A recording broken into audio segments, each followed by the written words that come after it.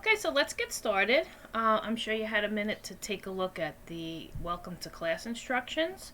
So I'm going to bypass those, and Trish already told you how you can hide the rest of the little boxes so that the presentation shows on your screen. Actually, we call those tiles. Um, so we're going to move ahead, I hope. Okay. So welcome to Shopping and Security on the Internet, presented by Sharper Trading Solutions.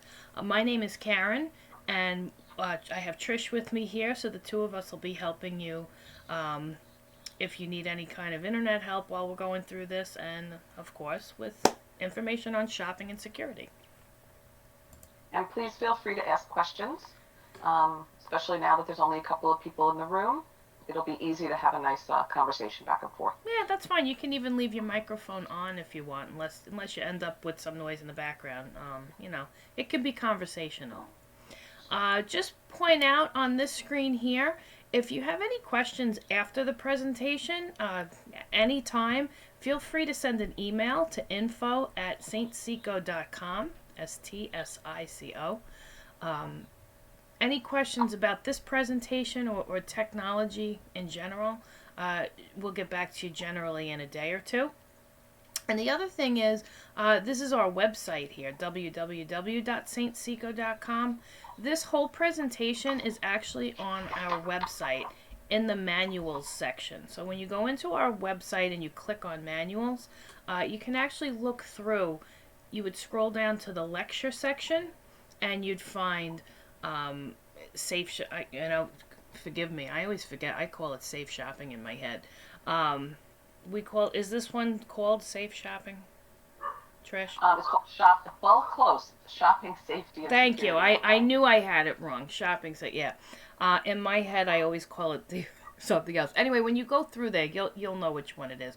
You have access, by the way, to all of our. So any of them you want to check out is fine, and then you'd have an idea of what we'd be covering if we have that class, and you're welcome to come to that class. So keep in mind these two pieces of information. So today's agenda, we're going to talk about computer safety. We're going to talk about shopping safety, okay, secure websites, passwords, all that kind of stuff, and theft protection. Okay, so we're going to talk about these different things in our slideshow. So we're going to start off with, is your computer secure? So we'll talk about different things in this section like your firewall, virus protection, malware, cookies, and VPN or virtual private network. First thing we'll talk about is, what is a firewall? Part of a computer system or network that is designed to block unauthorized access. The good news is it's generally always part of your antivirus, so you don't have to get a separate firewall, but you do want to make sure that it's turned on. Software or hardware that checks information coming from the internet or a network. Most of us at home are not on a network, or most of us are just, but we all access the internet. This will protect your computer. It's like locking the front door of your house. That's what it does. It protects you from getting anything harmful from the internet. A firewall isn't the same as an antivirus program. To help protect your computer, you need both a firewall and an antivirus. And as I mentioned, generally, antivirus programs include firewalls. So it's not something you need to look for separately. But you should make sure that whatever antivirus you have has that. Because really it should. Most of the popular ones do have it. Okay, let's just move on. Virus protection. So, virus protection, what's that? It's software designed to prevent viruses, worms, Trojan horses from getting onto a computer, as well as remove any malicious software code. So some of the popular ones you may have heard of are Norton and McAfee, but there's also Trend Micro, WebRoot, and Byte Defender. There's actually quite a few of them out there, but making sure you get one that is well known is important. I'm going to throw this out here at this point. If you happen to be an Optimum customer, Optimum, if you have the triple play, Probably even if you only have their internet service, but honestly, I don't know. I know when you have the triple play, which means you would get cable, home phone, and internet service, you actually pay for an antivirus. And the antivirus that they provide is McAfee. So if you have that Optimum service, and you're not using their version of McAfee, and again, I say their version, it's the same version. It's just that that's the one that they have. You're already paying for it, so you could download it from your account on their website and put it on all the computers in your home. And the nice thing about it is it's always up to date, and you don't have to re-download it every year, or update the software or anything like that. It's always up to date. So the next bullet says keep virus protection software updated. So, Karen, yes. I just confirmed that it doesn't need to be the triple play. I believe they just need to be an Optimum Internet customer. Perfect. That I kind of Okay. figured that now that a lot of Right. people are dropping that triple play and kind of going to streaming. I kind of had Right. a feeling, so that's great to know. Okay, good. So if you have just internet with Optimum, you also would get this software. It's already included in your price. So if you don't, if you have another internet provider, or maybe you didn't know that and you purchased a virus protection. Sometimes people think purchasing it once when they get their computer and it's on there, they think they're good. Unfortunately, you have to update it every year.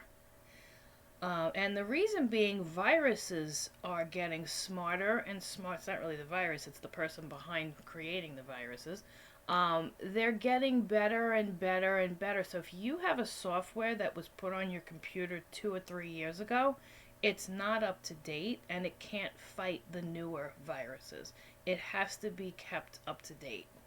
So if you happen to be somebody that maybe you thought your computer was protected because it had something on it when you purchased it, um, you may want to look into that. You do need to make sure you have a current updated software. Um, Download the latest virus definitions. Use care in downloading from emails and websites. That note has everything to do with this is a very common way of getting viruses and malware. So be careful. Don't download anything from an email that you don't recognize, or a website. Don't click on things pop-ups were a big problem at one point, and that's basically almost minimized to nothing. Very rarely do I get a pop-up, but if you ever happen to get a window pop-up on your screen uncalled for, don't click on it. You can run periodic virus scans on your own. We'll talk a little bit more about that coming up, but most softwares will run their own scan, either weekly or bi-weekly. But again, if for some reason you are a little nervous and you're feeling like something isn't acting right, you can actually go right into your software and run your own scan. There'll be usually there's a big scan button, and it'll say scan now, and you click on it, and it will scan your hard drive, and it'll look for things. If it finds something, let's say it finds a bad file, it'll kind of like quarantine it, and it'll have another button that'll tell you click here to remove. That's what the software is for. Okay. Do you have any questions before I move on from this slide? So far, so good? Okay. So then we're going to talk about what is malware. So the general term for all types of malicious software. So we have spyware, adware, viruses and scareware, tracking cookies, and then we're going to talk about the best free malware software. Now again, often your antivirus will also protect you from malware, but some people prefer to have an extra defender on their computer, and there are really good free versions, which again are listed at the bottom there. Those are some of the good ones. Be careful when downloading software that you're not familiar with. Trish found these, I believe, from PC World. Is that the one that you do a lot of your research with? I do. I actually go through a few. There's a lot of great um, I feel like it's not. online resources for reviews, etc. So there's Tech Radar, PC Magazine, CNET is a good one as CNET, that's well. the one I was trying to think of. Okay. CNET.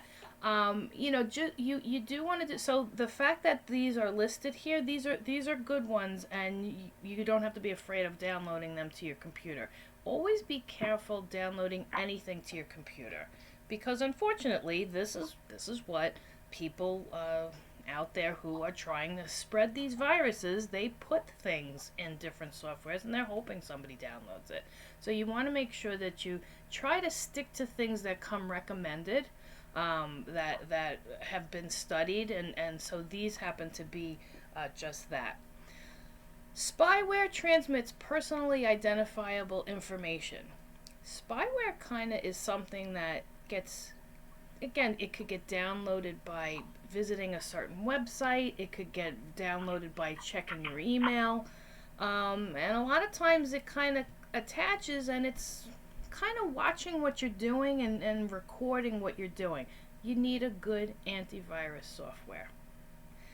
Adware, if you've ever found yourself, let's say you were I do this a lot right now. I keep redecorating my living room, which will never actually happen, but this is what I do in my spare time on the couch on my iPad.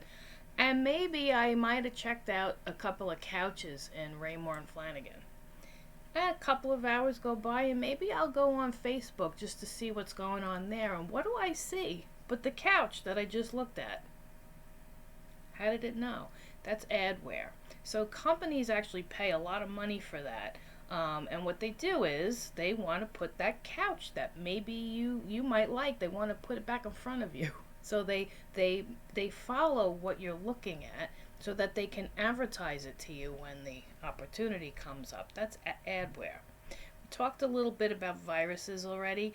Viruses are things that infect your computer, and with the final, I mean, really the ultimate is it will infect your hard drive and like pretty much fry it out.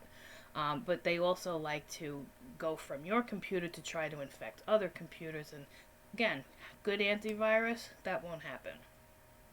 Tracking cookies sends notices about visited sites and creates marketing profile sold to advertise.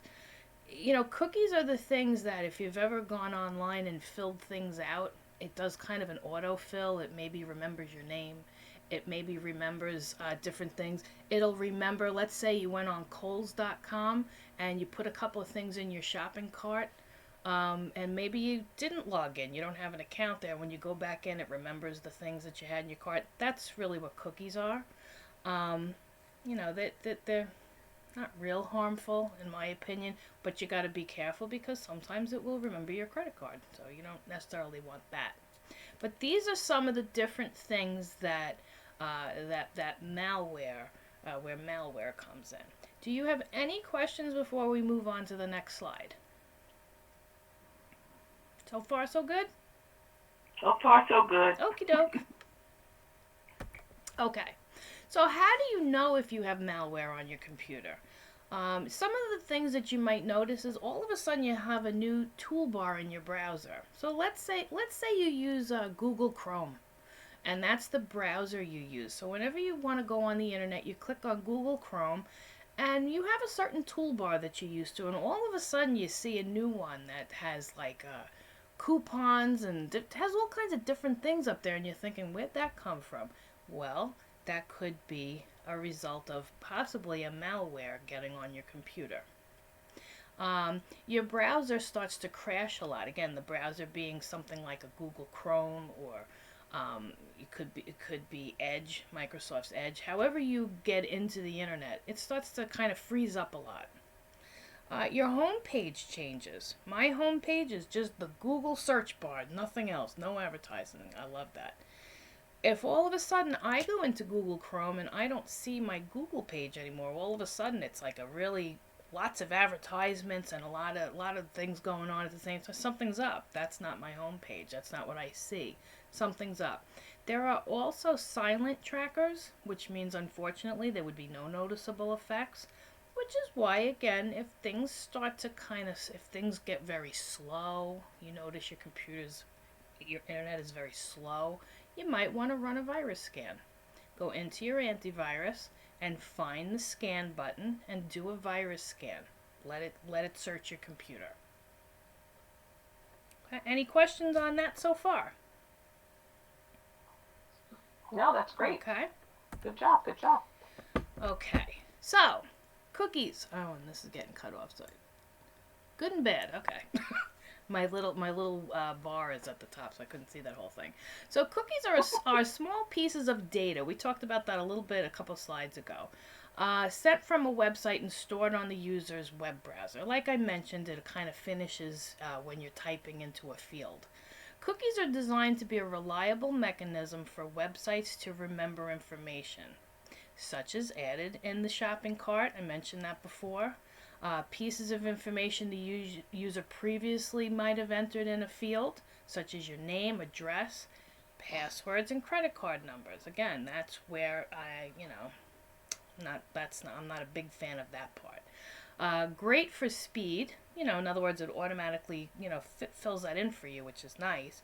But it keeps information in the computer, which does take up space. It doesn't share that information, by the way. It's just supposed to help you on your own personal computer. Cookies cannot contain viruses, access or read your hard drive, access your personal information, such as your email address, or send emails or control any functions on your computer. So they are basically harmless. They're there for you. My issue, and Trish will correct me if she wants to add to this or correct it in any way. My issue is the things that the cookies remember, for example, like a password or a credit card. If I had malware on my computer, that's where I might run into a problem. Yes? Right. Right. Exactly. I was going to say, I don't know if you had anything else to... Yeah, the cookies themselves are really fine. It's Yeah. if malware gets on there and they try to track your cookies. Right. So and luckily you can clear. That could be a little confusing. Yeah, and you can clear your cookies. You can actually, remove them if you want, if that makes you feel better.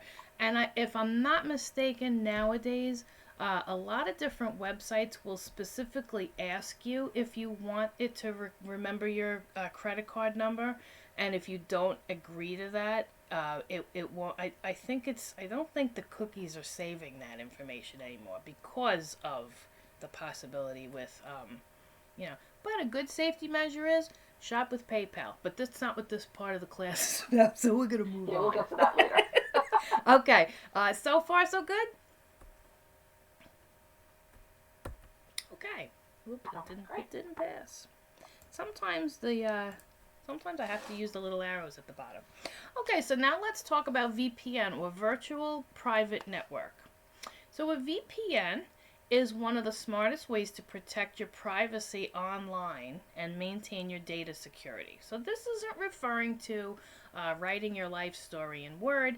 This has to do with going on the internet and staying safe. So a VPN allows you to create a secure connection to another network or over the internet. Again, when we say network, that's usually when, think of it as if you maybe were working and everyone's working from home now, or a lot of people are working from home. I know I am. We would maybe be part of a network of computers. So if you're just a single user, like I was before this, I'm not generally ever part of a network. So this has to do with you and being on the internet. A VPN can shield your browsing activity from prying eyes on public Wi-Fi. So again, if I take my laptop to Panera and I'm gonna have a little quiet time and I want to connect to their public Wi-Fi, again, this is obviously not a quarantine time, but anyway, when I do that and I'm on public Wi-Fi, I don't know who else is on the Wi-Fi. So, depending on what I'm using it for, if I had a VPN downloaded, it would scramble everything so nobody could see anything that's going on my computer on the internet. That's the whole idea behind it. A VPN is a secure tunnel between two or more devices, and they're used to protect private web traffic from snooping and interference. There is a little, you can go down to this link. Again, remember, you can access this whole thing on our website, so you can always get it. And you're welcome to take a picture of the screen if you like. But this is a link to more information about VPNs. Downloading a VPN on your phone, it's an app. So if you were going to take your phone or your iPad and you planned on using public Wi-Fi, they are very inexpensive. Some you're talking about maybe $3 or $5 a month, maybe. If you don't have a real need to do something that would require privacy outside of your home, probably not necessary. I usually tell people at this point, let's say you were away on vacation and you needed to access your bank account. You're away. So if you're in the hotel, you could use the hotel's Wi-Fi, but again, that's public Wi-Fi. If you anywhere you are, you're on vacation, you're not home. So yes, you could download a VPN and you could pay for a month, and this way it would scramble anything. Or you could take your phone and you could turn off your Wi-Fi, and it will use your personal data. This is a smartphone. It'll use your data and do what you need to do, log out, and then go back and turn your Wi-Fi back on. Just saying. Otherwise, wait till you're home. Do that stuff at home. But if you are somebody that maybe does need to access personal things on the internet on more of a regular basis, and maybe you don't have unlimited data, and getting a VPN would be the perfect thing for you to do. Do you have any questions about that? Okay. This is a chart that kind of shows you some different VPNs that are out there. So this is another thing it's great to refer back to.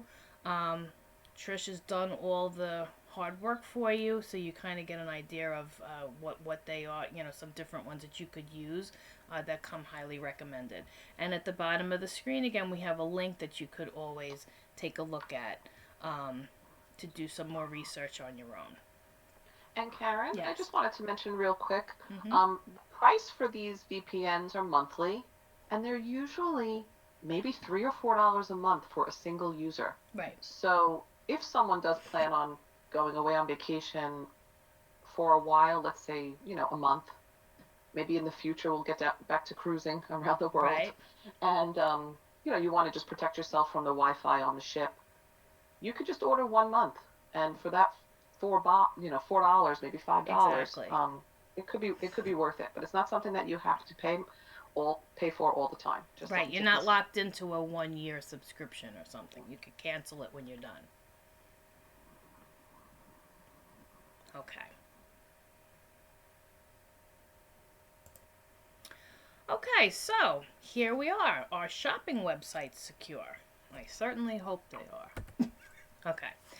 Shopping website, secure connection. So anytime a web page asks you for sensitive information, how you're going to pay for it, you need to be able to identify the page is secure or not. So one of the easiest things for you to take a look at, do you remember back in the day when you used to have to type HTTP / www? Remember that whole thing? Nowadays, we don't even have to type the W's, right? If I wanted to go shopping at Macy's.com, all I have to do is type Macy's.com and it brings me right to the Macy's page. My browser fills in all the rest of that. Right? So if I go to Macy's.com and I look up in my address bar, even though I only typed Macy's.com, I'm actually going to see this whole beginning piece with the W's. And that's nice. So that was a little time saver. I like that I don't have to type all that stuff. So if you take a look here, it says HTTP is not secure. it needs to say HTTPS. The S is for secure. So whenever you're on a page, and like when you're shopping on a page that, or in a store, on a site that is very well known, I'm telling you it's secure. So Macy's is secure, Amazon is secure, Walmart is secure. Any of these stores that they're all stores you don't have to be afraid to shop on. You might have to be careful with, like, Big Ed's fishing gear. So that's maybe somebody who created their own website. They're selling stuff. You don't know who he is. You don't know where he comes from. You don't really know. So those kind of like websites that you are unfamiliar with, these are some of the things you want to check out when you come across them. So the first most noticeable one is look at the address in your address bar. It should say S next to the HTTPS. It should say. And then it would be / / www.bigedsfishinggear or whatever. Okay? You want to make sure it has the secure sockets layer. You know what it'll have? It'll have a padlock.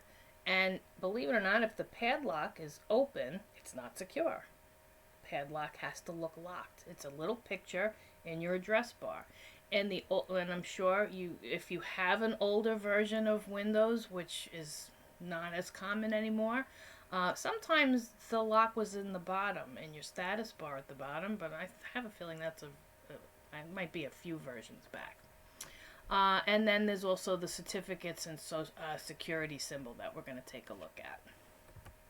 So, security symbol on the internet pages. So this is showing you, for example, Chrome. I talked about Google Chrome.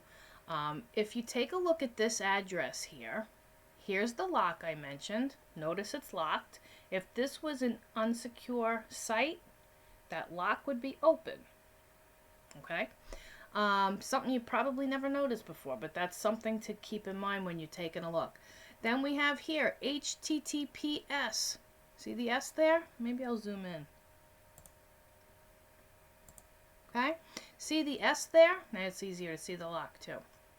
So if this S wasn't here, not secure. In other words, if it's not a secure site, do I want to put my credit card information in? Probably not. Like I said, all the stores the well-known stores, they're all going to be secure. You don't have to worry about that. Okay. Secure. So here it's showing you, I believe we right-click on this lock symbol. And and then we could left-click on certificate. That's how we could see the website permissions. You haven't set any permissions for the site. So you can look into this. It's a little more techie for you. The lock and the S, I think you'll probably be good with that. Let's see. Yeah, Karen, Yes. basically what happens here, just to know what the actual identification is. So the government has these companies who have to abide by certain rules in order to get this certificate. So if they don't abide by the rules that were set When you by can our view it right federal here. government, then they don't get the certificate. Exactly. Okay. So it's just Okay. another way to make sure that they're abiding by Okay. online processing online financial information. Okay. And if you click on this, you would see it. Yeah. This is an interesting one. So the shopping seal of approval. Websites can put the seals. We've all heard of the Better Business Bureau. And sorry, it's not even that early. What's the other one? You think, and I'm gonna keep talking, but there's another one that's another Better Business Bureau. well, another symbol I've seen. Another, yeah. Oh, okay. Yeah, it's okay. It's funny that you're mentioning that, only because I will tell you I don't really see these that much anymore. Do you? Well, I'm gonna tell you. You want to know something?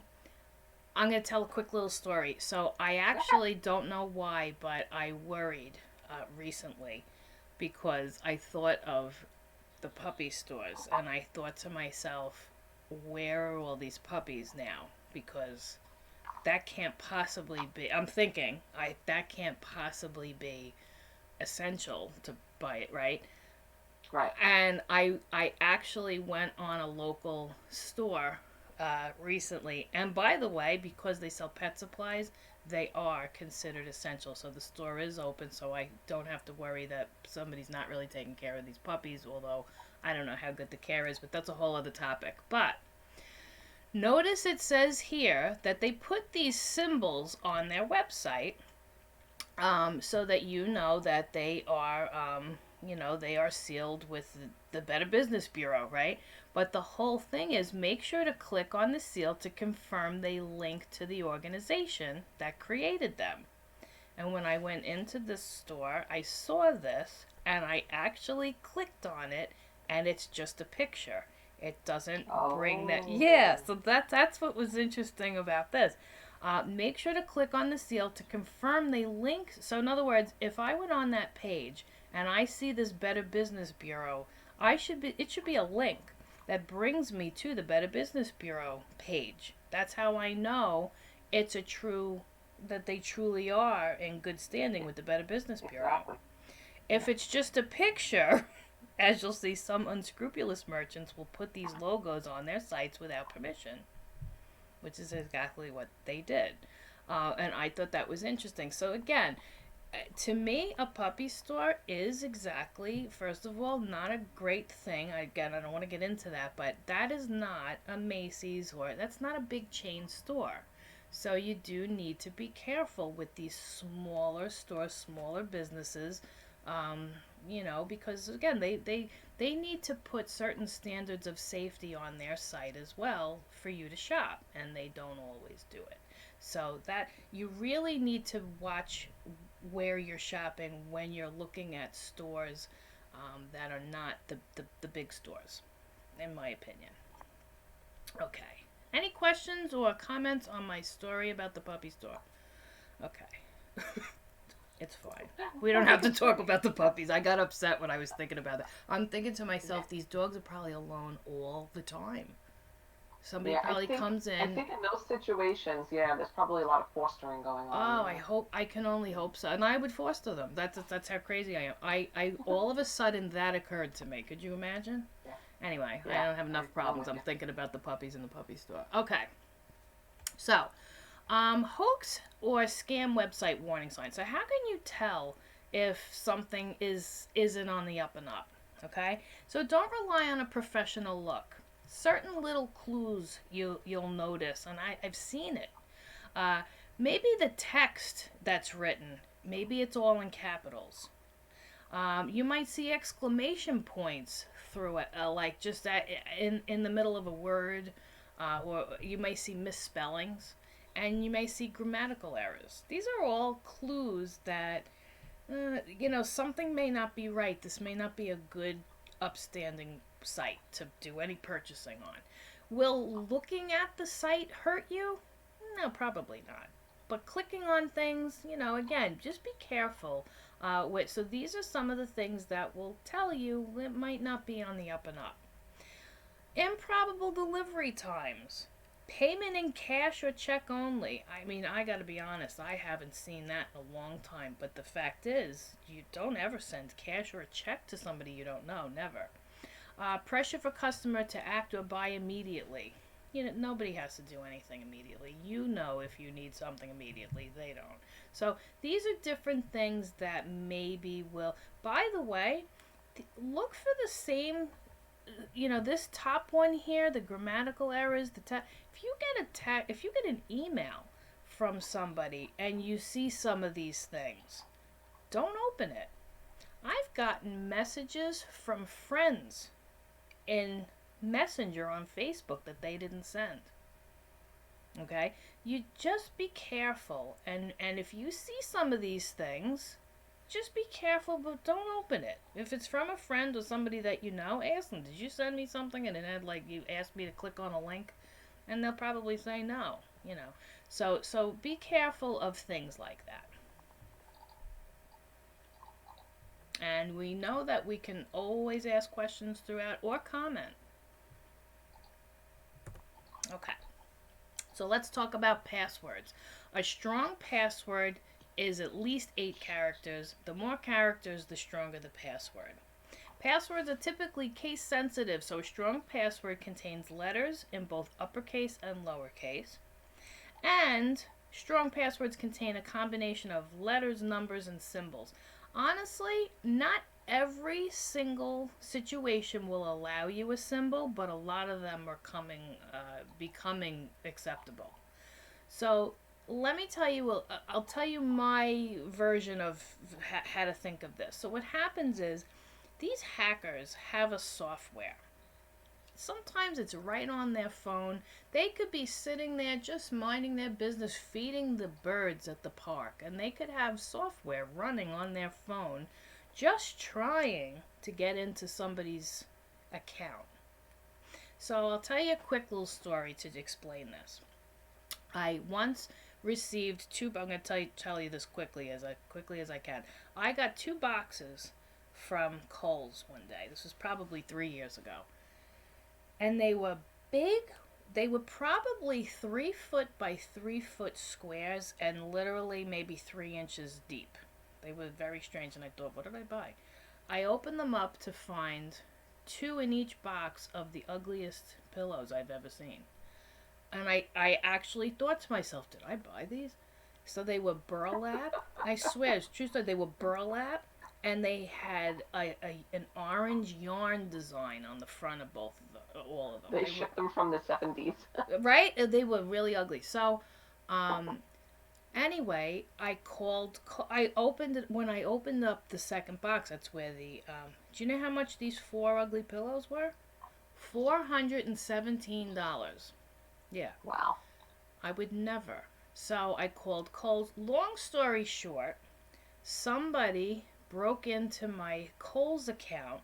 Kohl's has a wallet for your shopping pleasure to make it easy.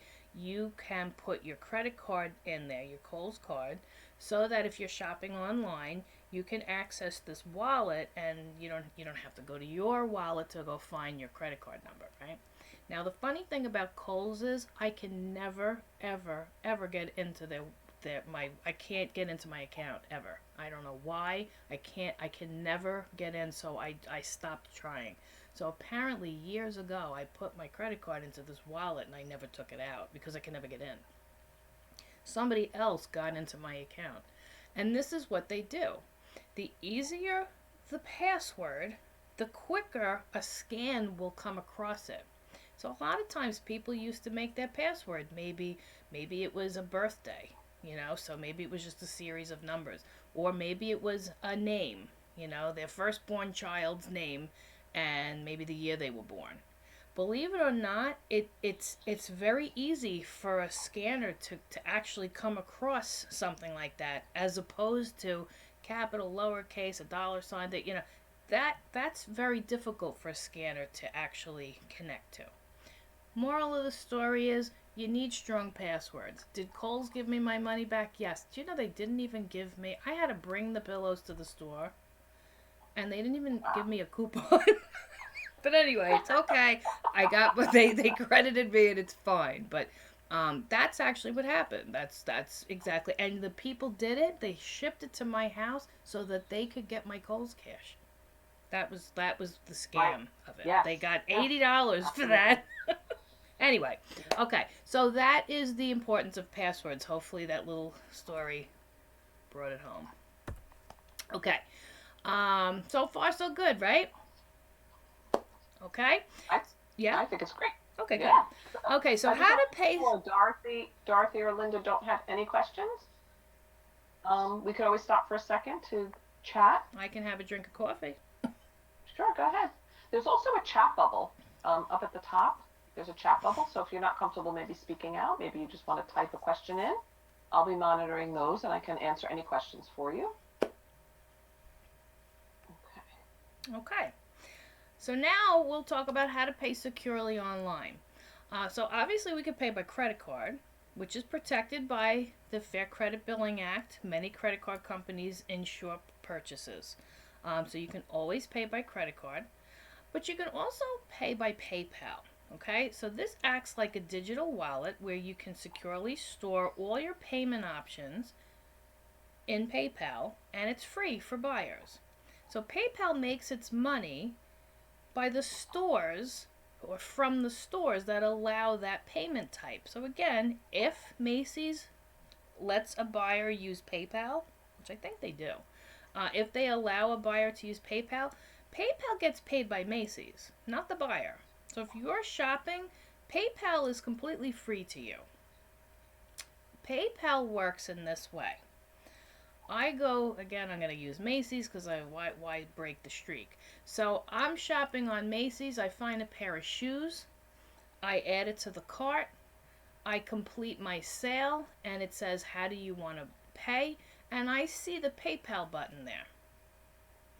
And I decide I have a choice. I could pay by credit card or I could pay by PayPal. So I decide, you know what, I'm going to use PayPal because my credit card information is in PayPal.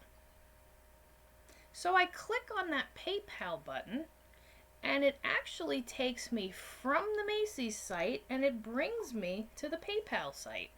Now I'm in PayPal. Macy's can't see what I'm doing. So PayPal says, okay, great, Karen, how do you want to pay?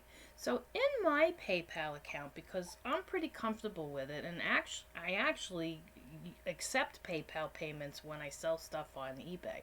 So I'm in there and I have a few different options. I have PayPal credit, so I could use like their credit card, so to speak, if I want. I could use my checking account, I have that in there. Or I could use my Discover card because I have my Discover card. So I look at my choices and I think, you know what? I think I'm going to use my Discover card because I'll get points, right? I get points on Discover.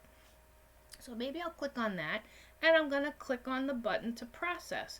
You know what PayPal does? PayPal turns around and PayPal pays Macy's. It just wants to know how I'm going to pay PayPal back. So PayPal pays Macy's. So Macy's sees, okay, PayPal paid us. They don't have a credit card information on there. They don't have any of that. Everything was done in PayPal. PayPal paid Macy's, and I decided how I'm paying PayPal back when I picked. I said, oh, you know what? I'll use Discover. I'll earn some points. I could have done my bank account. I could have done, like I said, I could have done the credit through PayPal. So I did that. As soon as I tell them how I'm going to reimburse them, so to speak, that's not how it's worded on the screen. I'm explaining to you how it's done.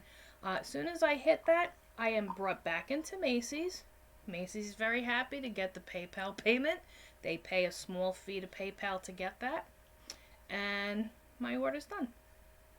So PayPal is, it's a digital wallet and you can securely keep all your payment options in there. And it's free to buyers. It's extra safety. It really is. It reminds me of that saying in the beginning where we said it's like locking your front door, the firewall. This is an extra security measure when you're doing online purchasing. That's all.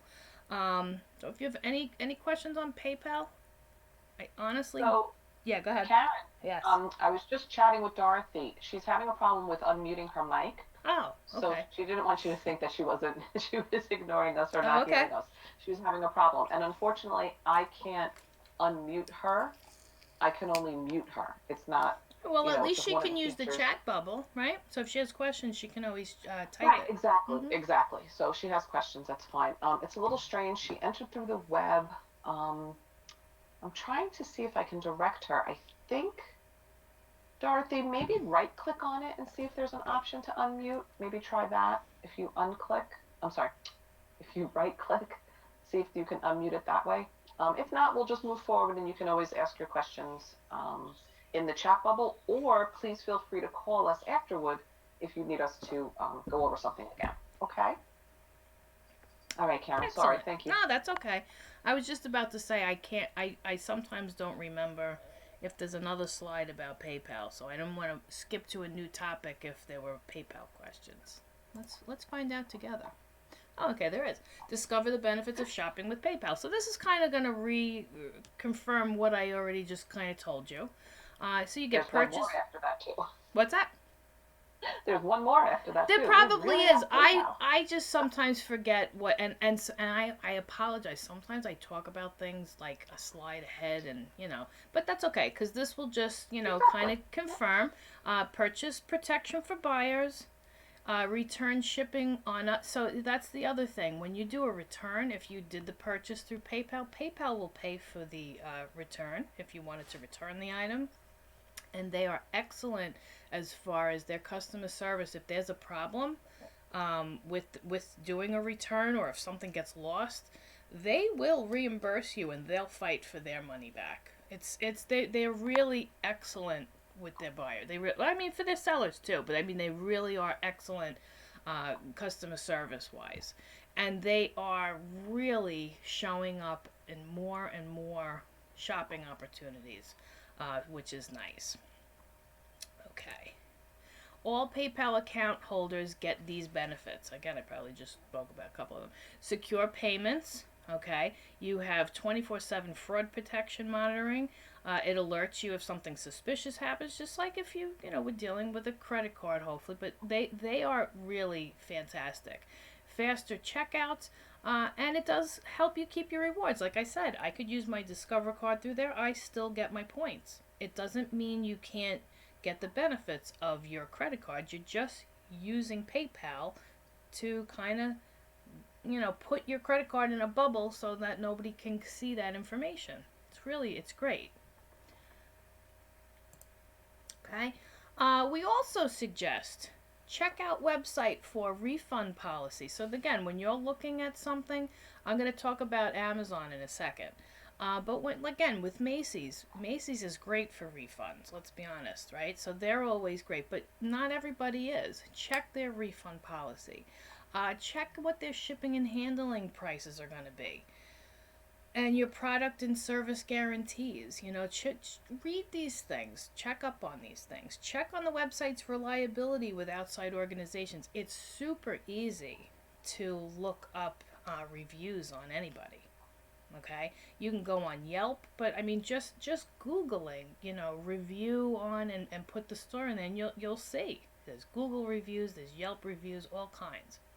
We always want to create a secure password, right? We talked about that, at least 8 characters. Make sure you put letters and numbers, and if allowed, symbols. Keep a record of any logins and passwords that you create, because the worst is when you can't remember it. Print hard copies of your purchases. Most often, once you're all complete, you'll come up with a page that says confirmation, thank you for your purchase, and it'll have everything there. Print it out. Quite often, they will also send you an email with that information in it. But again, I don't really shop anywhere that it's not, I have no use for like a Big Ed's fishing gear. But every now and then you do. So these are the things that you really want to check out. Like if I shop on Amazon, they always send me an email confirming my order, and what it came to, and when I should expect it. So what I was going to say about this first bullet, when it says check for the refund policy, the shipping and handling, I am a big Amazon shopper, as a lot of people are. And one thing I've noticed is I'm also a Prime member, so my shipping is free. I don't have to pay for shipping because I pay for Prime. Not everything in Amazon is a Prime item. So if you're not really paying attention and you find something and you want to buy it, some shipping costs, so always pay attention to that, even in a place like Amazon, because you think, oh, I'm a Prime member, I don't pay for any shipping. Sometimes you do. I need cat food. I need a specific cat food. I need it for sensitive stomach. I'm even willing to change brands. Do you know that I can't find the cat food that I need for the last few days? I cannot find sensitive stomach cat food on Amazon without paying a shipping fee. I almost am at a point where I might have to pay a shipping fee. Oh gosh. And I'm upset about, yeah, exactly. So that's a whole other thing. But you got to kind of look at that. So even in a place like Amazon that you feel maybe you do shop there a lot, it's not all Amazon orders. It's a lot of third party also, and so you always be, on the lookout for that kind of thing. Print. Print the address. Yes. Karen, just so you know, I think we finally figured out how to unmute Dorothy. Not Oh, that she good. has to speak or anything, but I believe I was able to unmute her. So, Oh, nice. hi, Dorothy. Hi. There she is. Oh, so funny. That's funny. Okay. I'm afraid to mute her again. So if she'd like to mute Yeah, no, herself, that's great. you But don't I'm need not to. going to touch her. You don't need to touch mute her her. microphone. She's fine. You don't need to mute her. Okay.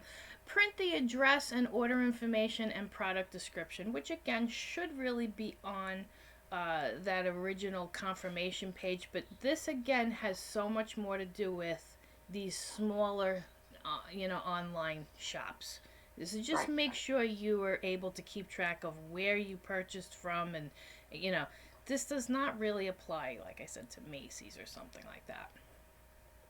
Okay. So here's some useful websites. Well, do we have any questions from Dorothy? Before we move on? We're good? I think so. Okay. And there's CNET. I couldn't think of that before. So shopping comparison sites. So these are some different places that you can go. For example, so we have NextTag, PriceGrabber, Shopping.com, Shopzilla. Let's say you were looking for, you know what I want? I really would like, when we are all getting paid again over here, I really want the Bissell, cordless Bissell. It's a vacuum and it's a floor cleaner all in one. So nice. I know I really want this thing. And I can't have it now, but it's like, so if I wanted to find the best price for it, I might want to go into one of these sites and type the name of what I want, and it's going to show me who has it for the best price. So these are shopping comparison sites. You can sometimes get a similar type result by going on Google, but the problem with Google is you get, 15 million responses, and it's all kinds of. So going directly to the shopping comparison, you'll get just a comparison on that item, which is good. And down at the bottom here, cnet.com for technology items. CNET is a great resource for a lot of technology information in general. So this is definitely a good thing to jot down and remember. Okay. So, product reviews and resources. So we mentioned a little bit consumer. That's what the one I was trying to think of before. So we have Better Business Bureau, Federal Consumer Information Center. These are different places that you can go for product reviews and pay, store reviews. ePinions is consumer reviews. Consumer World. Like I said, you could actually, Yelp is going to be more people or stores. So if you were looking at an online store, check Yelp for their reviews. This is more product reviews and resources, but always a great thing if you're stumbling across something that you're not sure if you should shop there, check it out. Check your reviews.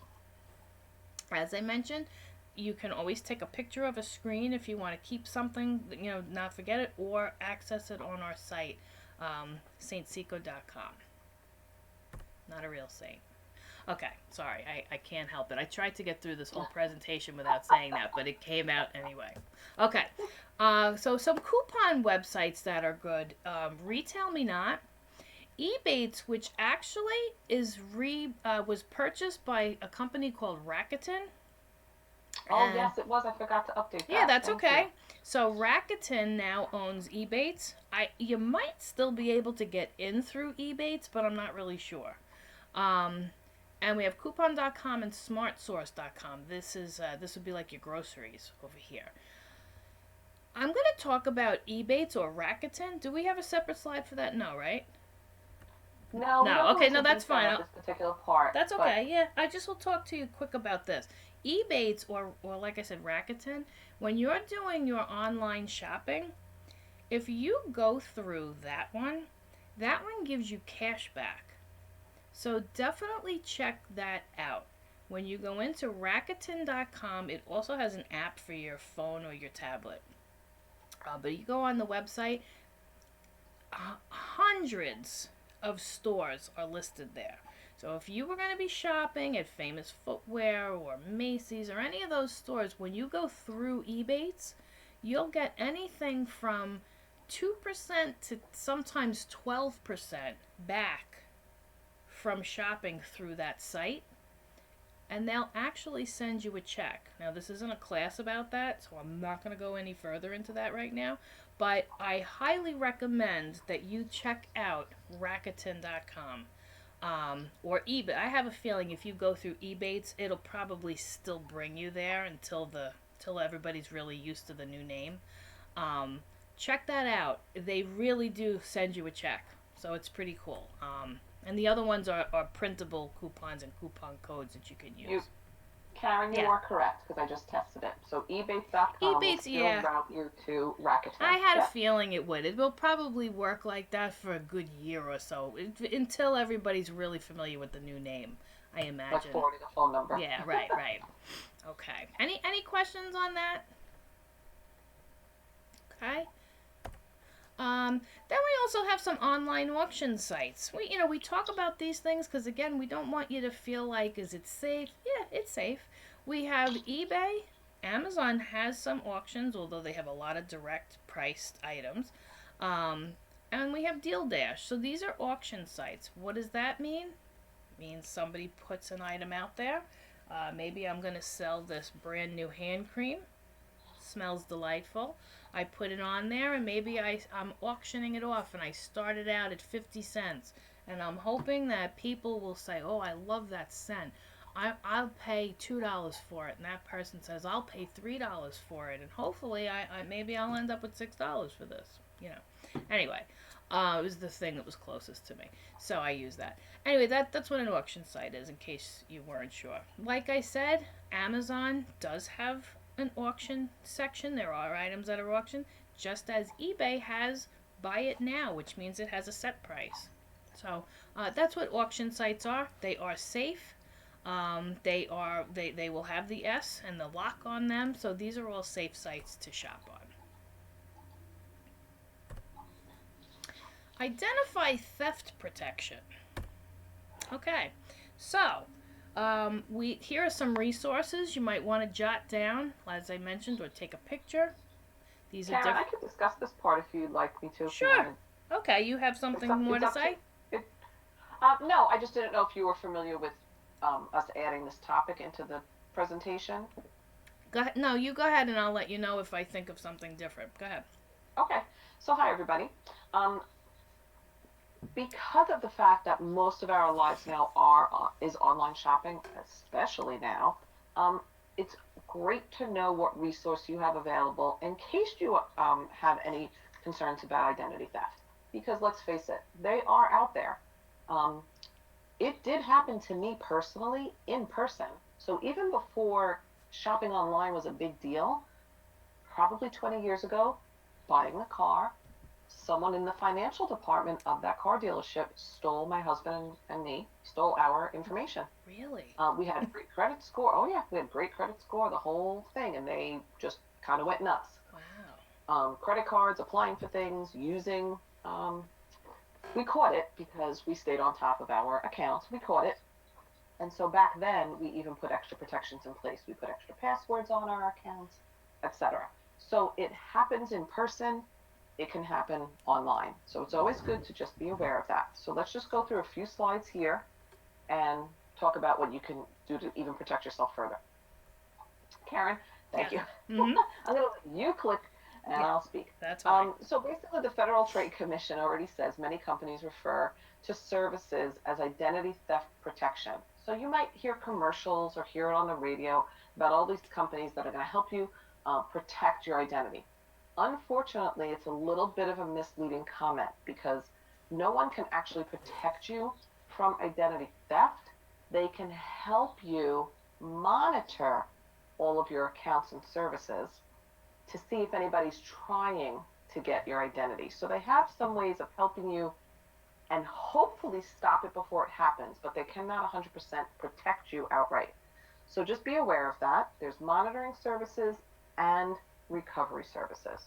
There's a link there on the bottom if you want to find out more information from the FTC. but it's good to know that if you do decide to join one of these online theft services, um, know exactly what you're getting, because I don't believe any of them are free. We'll go to the next slide, And if Karen. I'm not Um, mistaken, I think most credit cards also yeah. already, and banks. Like I had and what happened was I also had my it was my debit card. Somebody, and what they do is they when they think they have a hit, they make a weird little purchase just to make sure it goes through. Like it Exactly, a might be dollar. right. A And dollar on the credit card. my bank picked that dollar up and knew and actually froze my account. I'll throw this little thing in there. It was the day before Thanksgiving 3 years ago. And when Oh I Lord. finished, yeah, I had a giant cart, put everything, and my card didn't work. It was the only card I Ooh. had on me. Can you imagine? And I had Oh to Lord. actually go home. I had to do it again. Anyway, yeah. So the banks typically protect you from that. So that's the other thing with watching what you pay for outside of that. You check with your own companies. You might have a certain protection in place. But I'm sorry. Go ahead. Right. That's okay. So basically, there's two different types of monitoring services: the credit monitoring and the identity monitoring. Monitoring. I'm having a problem saying that word. Credit monitoring. I'm just going to pronounce that T. Um, they will check all of your credit reporting agencies against Equifax, Experian, TransUnion, and then you have identity monitoring alerts. So if for some reason um, someone's trying to get into your bank account or try to use your social security number, your driver's license number, etc., you're going to get monitoring for that particular piece of information. Next. So third-party companies, as I had mentioned earlier, um, they will monitor all of your information through those reporting agencies. There's also something called the dark web. Not something that the average person really knows much about, but just think of it as the underbelly of the internet. Anybody can access it, really. You just have to download a certain web browser to get in. But that's sort of where all that criminal element happens on the internet. So it's not really a fun thing to think about, but it's reality and it exists. So these identity theft protection companies can access the dark web on your behalf and look for information that someone might be using, name, social security number, etc. These charge a monthly fee, so please make sure to compare the services. Some of the ones that are more popular and top rated are Identity Force, LifeLock, and Identity Guard. Mm-hmm. So if you're interested, that's something to consider. Go ahead. Now, you can get free protection help straight from the government. It's identitytheft.gov. Free personal recovery plans to help you if you ever do have your identity stolen. There's a one-stop resource for information on reporting and recovery. There's 30 types of recovery plans for identity theft. This is one that most people might not really understand. They're using minors' information because a minor's social security number is really not being used mostly is not being used in financial transactions. Right. Right? They're not taking out loans, etc., because they're a minor and they can't fulfill those contractual obligations. So what happens is parents are starting to check up on their child's information even when they're young, before they even maybe try to apply for a car or even apply for college. Sadly, sometimes a child will go, graduate high school, apply for college, and they'll get notified that their social security number is already being used, that they might already even have a student loan because someone else used it. So the You FTC, the identitytheft.gov, will help you identify and recover from anything like that happens. you could actually lock your children's social security card Yes, number yes. rather. Yeah. Mm-hmm. I don't know if there's a slide for that. I'll move ahead. No, I don't, but you know what? I'll add that too. I'll add Yeah, that to it. Thank you. because I know you can lock. You can actually lock and unlock your own too, but especially for children, I I could think see. that if you do that too often, I think a flag happens. think I could I have sworn. I think could be wrong. it's Yeah. one of the things that Discover allows you to do. Like you could, I know, and so I'm assuming I'm assuming other credit cards may allow you also, but I could lock my Discover card so that it knows that unless I unlock it, and I would do that through Discover. Okay. I unlock it when I'm going to use it, and then I could lock it again. But I heard you could do it through the credit bureau. You can actually lock. I'll be honest, I didn't do it, so I don't know if you get. I don't know about that part. Okay. I'll look Yeah, into that a little bit yeah, further and yeah. edit. Thank you. Okay. Um, So everybody okay up to this point? Because we're just going to summarize and then we can open it up for discussion. Okay. okay. So today, so far, we talked about the computer antivirus protection and how important that is. Shop only on secure websites, and we talked about how to know if they're secure. Make sure we have strong passwords, a mixture of capital and lowercase and symbols if we can. Use credit card and PayPal, in other words, as opposed to cash or sending a check to somebody. Um, and always check your bank statements. Always check your bank statements. Be aware of the different purchases being, because sometimes, you may see something on there, like Trish just mentioned. You may see something on there that isn't what and then most most of your credit card companies, by the way, you would put in a fraud report and everything. But what if you didn't notice it? And what if somebody ended up really screwing up your credit or your cash, your money, and maybe from your debit card? Always check your bank statements. Super smart. Uh, okay, so that actually concludes our slideshow. So yeah, is there anything anybody wants to ask questions or discuss?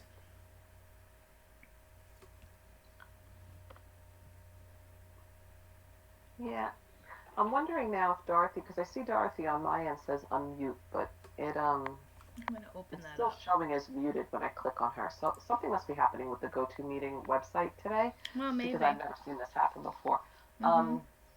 I'm sorry, Dorothy, that you're having that problem. Hopefully, everything that you learned today was beneficial. And if you do have any follow-up questions, you can always email or call. Yeah, let We are me go here to back to that answer. slide. We'll help you. Um, I think you're going all the way back to the beginning. Yeah, why not? You're so funny. There we up. There we go. And I should have just come out. Yeah, and Our this is phone nice number, and big our already. phone number, I think, is on our website. I know it's not listed there, but I think the phone number is on the website.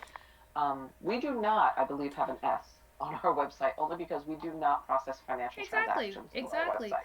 Not every So site requires that. If somebody's not yeah, putting we're a personal secure information in, company, yeah, but we don't process financial transactions because we're a service company. or personal Dorothy, information, so it's exactly, okay. no personal information, nothing gets presented. Yeah, Dorothy said, "Thank you so much for the presentation, very helpful." good. Well, thank you so much for coming. And again, I apologize for the muting issue. It's kind of But a thank bummer, goodness we but had the chat bubble, so that's okay. that's right. Yeah. Exactly.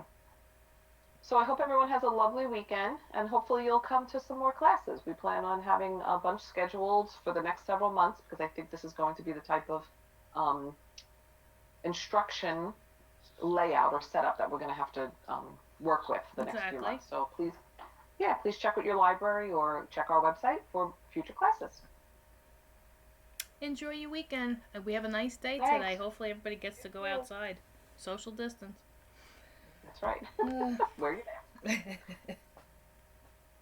Take care, everybody. This conference is no longer being recorded.